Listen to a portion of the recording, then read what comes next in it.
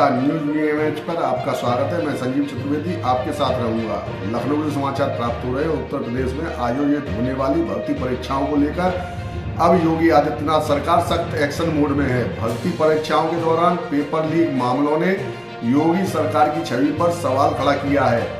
ऐसे में सीएम योगी आदित्यनाथ ने परीक्षा केंद्रों के गठन को लेकर बड़े आदेश जारी किए हैं। यूपी में आयोजित होने वाली भर्ती परीक्षाओं के लिए परीक्षा केंद्र अब रेलवे स्टेशन से 10 किलोमीटर की परिधि के दायरे में ही होंगे। पहले ही सीएम योगी ने परीक्षा केंद्रों के निर्धारण को लेकर दिशा निर्देश जारी किए थे। अब स्टेशन से 10 किलोमीटर की परिधि में परीक्षा केंद्रों के बनाए जाने से वहां की कनेक्टिविटी बेहतर होगी।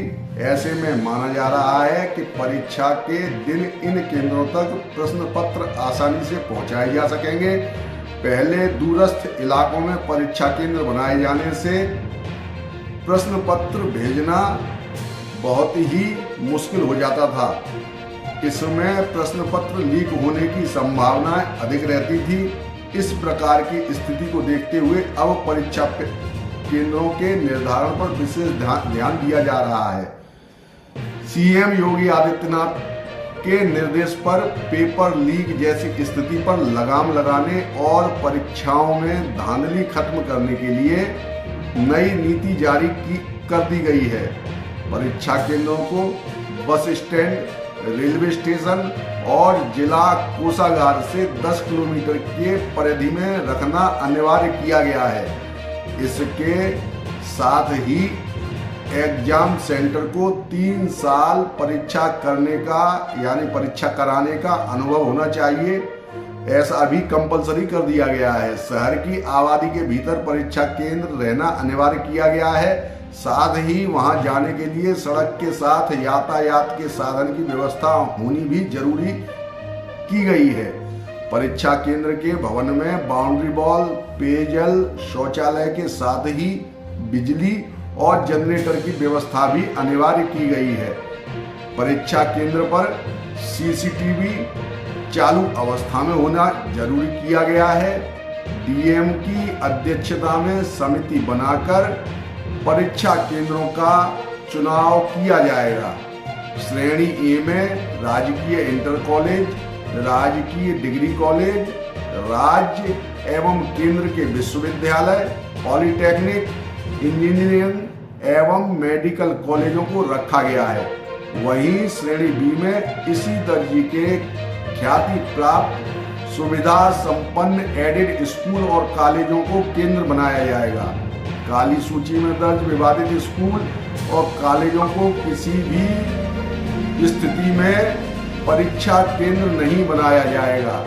परीक्षाओं के प्रश्न पत्र छपाई करने वाली प्रिंटिंग प्रेस को लेकर भी योगी आदित्यनाथ ने गाइडलाइन जारी कर दी है। नई नीति में साफ किया गया है कि प्रिंटिंग प्रेस के चुनाव में पूरी गोपनीयता बरती जाए। प्रेस में आने और जाने वाले सभी लोगों की जांच होगी। सभी के पास पहचान पत्र जरूर किया गया है। ऐसे में कैमरा और मोबाइल फोन ले जाने पर पूरी तरह प्रतिबंध लगाया गया है। प्रश्न प्रेस के चारों तरफ सीसीटीवी कैमरा होना अनिवार्य किया गया है। इसकी रिकॉर्डिंग को हर साल सुरक्षित रखना होगा। अगर आप ऐसा नहीं करेंगे तो आपके खिलाफ, अगर आपकी प्रेस है, तो कार्रवाई होना सुनिश्चित होगा। परीक्षा आयोजन कराने वाली एजेंसी के चुनाव में भी पूरी गोपनीयता बरतने का निर्णय लिया गया है। हर परीक्षा के लिए 2 या अधिक सेट में प्रश्न पत्र तैयार कराने का भी फैसला हुआ है। हर सेट अलग एजेंसी से तैयार कराया जाएगा और छपवाया जाएगा। परीक्षा से 5 घंटे पहले तय किया जाएगा कि सेट का पेपर परीक्षा में इस्तेमाल होगा। यही नहीं, परीक्षा देने जाने वाले अभ्यर्थियों पर भी अब कड़ी नजर रखने का निर्णय लिया गया है। परीक्षा के दौरान स्कैन, हस्ताक्षर और फोटो का मिलान किए जाने के बाद ही एग्जाम सेंटर में परीक्षार्थी को प्रवेश दिया जाएगा। इसके लिए आर्टिफिशियल इंटेलिजेंस का भी इस्तेमाल होगा। परीक्षार्थियों के परीक्षा केंद्र गृह मंडल से अलग दिए जाएंगे। परीक्षा केंद्रों पर का आवंटन रैंडम आधार पर होगा। परीक्षा केंद्रों पर नियुक्त होने वाले पर्यवेक्षकों एग्जाम हॉल का आवंटन अब पहले से नहीं होगा। भीषण काल में लगने वाले शिक्षकों को परीक्षा शुरू होने से 30 मिनट पहले बताया जाएगा कि उनकी ड्यूटी किस हाल में होगी।